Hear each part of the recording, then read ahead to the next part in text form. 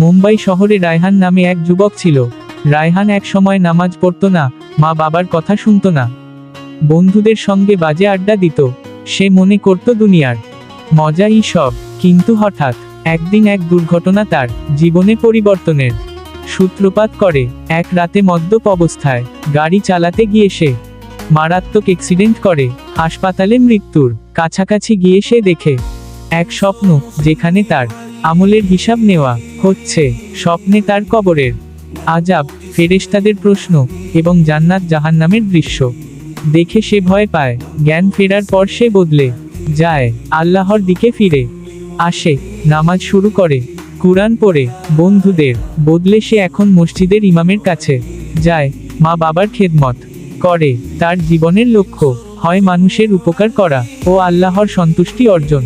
শেষ দৃশ্যে রায়হান একটি এতিমখানা ও দাওয়া সেন্টার প্রতিষ্ঠা করে, যেখানে যুবকদের সঠিক পথে ফেরানোর কাজ করে। আলহামদুলিল্লাহ, রায়হান ভাইকে আল্লাহ তৌফিক দান করুন। আল্লাহু আমিন। আল্লাহ সবাইকে ভালো রাখুক। ভিডিও ভালো লাগলে শেয়ার, সাবস্ক্রাইব করবেন।